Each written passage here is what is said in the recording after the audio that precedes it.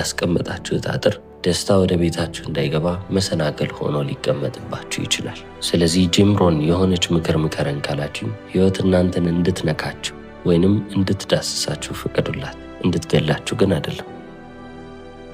ይህ ማለት ሕይወት የምታመጣውን ጥሩም መጥፎም ብላ የምታስበውን ኤክስፒሪየንስ ለእናንተ ትስጣችሁ፣ ነገር ግን የማይገላችሁ ነገር ይሁን ነው። እስካልሞታችሁበት ድረስ ምንም አትሆኑ።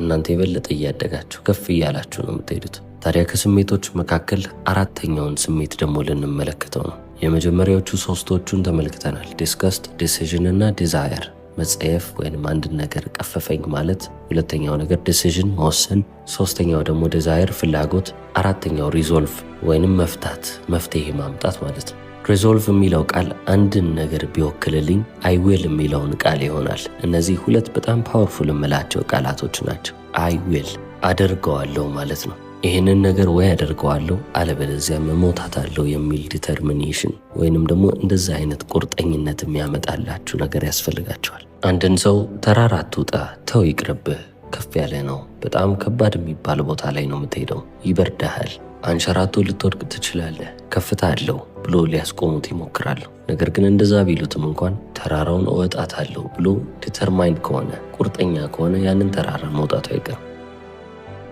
እናንተም በሕይወታችሁ ውስጥ ሰዎች ይሄ ነገር ተደርጎ አይታወቅም፣ ተዋት፣ ሞክሩት፣ ይቅርባችሁ፣ ሰላማችሁ ይሻላችኋል እያሉ ብዙ ነገሮችን ከማድረግ ሊቆጥቧችሁ፣ ወደኋላ ሊመልሷችሁ ይሞክራሉ። የዛኔ አይ ማለት መቻል አለባችሁ። ታዲያ ሰዎች ያሏችሁን አልሰማም ብላችሁ በራሳችሁ መስመር ላይ ሄዳችሁ በመጨረሻም የምትፈልጉትን ነገር ካሳካችሁ በኋላ ከላይ ሆናችሁ ሰዎቹን ሰላም ማለት ትችላላችሁ። ችግር የለውም። ሰላምታ መንፈግ የለባችሁም። እናንተ ጋር ያለው ቁርጠኝነት፣ እናንተ ጋር ያለው ዲተርሚኔሽን እነሱ ጋር ስለሌለ ነው እንጂ ክፋትን አስበው አይደለም። ታዲያ ያንን የራሳችሁን የግል ተራራ ስትወጡ እደርስበታለሁ ብላችሁ ያሰባችሁትን ቦታ እየወጣችሁ እንደምንም ከፍ ብትሉና እንዳለመታደል ሆኖ ብትሞቱም ቢያንስ ሞክራችኋል። ጌት ሪች ኦር ዳይ ትራይንግ ይላል አደለ 50 ሰንት። ሀብታም ሁን አለበለዚያ ሀብታም ለመሆን እየሞከርክ ሙት እንደማለት ነው። እናንተም በሕይወታችሁ ዘመን እንዳለ ማድረግ ያለባችሁ ነገር የራሳችሁን ተራራ ፈልጋችሁ ያንን ተራራ ወጣለሁ፣ ካልወጣውም እየወጣው ሞታለሁ ማለት ነው። በዚህም አለበዚያ መጀመሪያ የተቿችሁ ሰዎች ጋር ወይንም መጀመሪያ አይቻልም ያሏችሁ ሰዎች ጋር ተመልሳችሁ ልትመጡ አትችሉም። ወይ ትሞታላችሁ ወይ ከላይ ሆናችሁ ትጠብቃላችሁ። ታዲያ ሪዞልቭ ስለሚባለው ቃል ወይንም ስለሚባለው ኢሞሽን እያወራ ነው።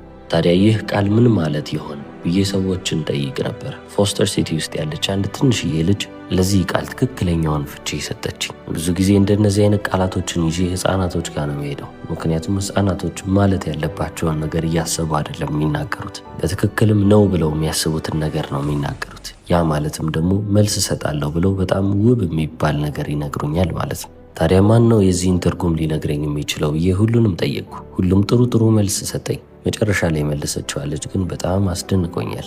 እንዲህ አለችኝ፣ እኔ እንደሚመስለኝ ከሆነ ለራሳችሁ ቃል መግባት ነው። መቼም ቢሆን ተስፋ ላለመቁረጥ ለራስህ ቃል ስትገባ ሪዞልቭ ይባላል አለችኝ። የዛኔ ልክ ይህንን ስትለኝ ዛትስ ኢት አልኩ። ይሄ ነው በቃ መልሱ አልኩ። ምክንያቱም እኔም ጥያቄውን ስጠይቅ መልሱን አውቄ አይደለም፣ መልሱን ሳላውቀው ነው እንግዲህ ጥያቄውን የተናገርኩት። መልሱንም ስትሰጠኝ እንግዲህ ተደነቅኩ። ምክንያቱም መቼም ቢሆን ተስፋ እንደማትቆርጡ ለራሳችሁ ቃል ግቡ ማለት በጣም ትልቅ ኃይል ያለው ፍቺ ነው። መቼም ቢሆን ተስፋ ልትቆርጡ አይገባም። እናንተ ዛሬ ልጅ ብትወልዱ ልጃችሁ መራመድ እስኪችል ድረስ ምን ያህል ጊዜ ትሰጡታላችሁ? 1 ዓመት፣ 2 ዓመት? 2 ዓመት ለመራመድ ሞክሮ በዳዴ ብቻ የሚሄድ ልጅ ካላችሁ በቃ 2 ዓመት ሞክረሃል፣ ከዚህ በኋላ አትሞክርም አትሉትም። እድሜ ልኩን እንዲሞክር በእግሩ ቆሞ እንዲሄድ ነው የምትሞክሩት አይደል? ስለዚህ ቀነ ገደብ የለውም። ልጄ መራመድ እስኪችል ድረስ እጠብቃለሁ ወይንም እሞክረዋለሁ፣ አለማመደዋለሁ ነው የምትሉት። ታዲያ ይሄንን ስለ ህይወታችሁ ለምን መተግበር አልፈለጋችሁም? ለምንድን ነው ተስፋ ለመቁረጥ በጣም